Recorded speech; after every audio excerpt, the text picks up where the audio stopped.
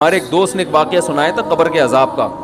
مجھے یقین نہیں تھا. میں نے کہا ایسا نہ ہو ان کے دماغ میں تخیل ہو. تو میں نے اس کی تصدیق کروائی اس علاقے میں, اس گاؤں میں, اور لوگوں کو کال کر کے پوچھی ایسا ہوا. انہوں نے کہا ایسا ہوا ہے. تو پھر مجھے یقین آیا. وہ قبر بار بار نا اس کو نکال کے باہر پھینک دیتی تھی, بندے کو ڈالتے تھے قبر میں. اس نے بہت سے علماء شہید کروائے تھے نالائق نے.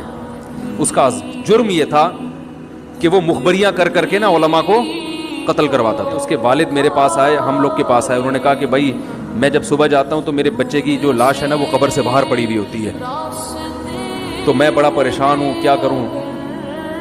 تو ہم پھر دفن کرتے ہیں تو اچھا قبر بالکل صحیح ہوتی ہے اوپر سے, اور وہ بندہ باہر ہوتا ہے, وہ دوبارہ بند ہو جاتی ہے قبر. تو ہم بڑے پریشان ہیں, کیا کریں. یہ کوئی شخص شرارت کر رہا ہے. تو کہہ رہے ہیں, ہم نے کہا بھائی ہم تو نہیں کر رہے شرارت. کہا تو اگر دوسرا ہم شرارت کوئی کر بھی رہا ہوتا تو قبر کو کھودی بھی تو ہونا.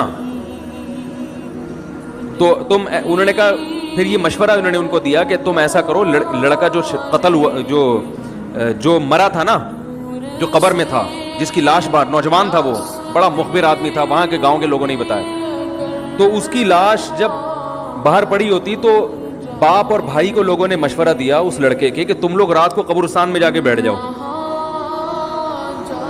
پہرا دو کہ کون آتا ہے نکال کے جاتا ہے اور قبر کو پیک کر کے چلا جاتا ہے.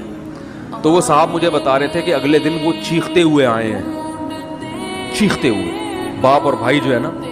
کہہ رہے ہم نے رات کو منظر دیکھا کہ پہلے ہمیں رات جب اندھیرا ہوا ہے نا تو قبر کے اندر سے چیخنے کی آواز آئی, اور ہمارے سامنے قبر کھلی ہے تو ہم نے اس لڑکے کو دیکھا کہ آگ جل رہی ہے اس کی لاش پہ, اور وہ ایسے ایسے اپنے سر کو پیٹ رہا ہے. کہہ رہے ہم تو خوف کی وجہ سے بے ہوش ہو گئے, ہمیں نہیں پتا اس کے بعد کیا ہوا.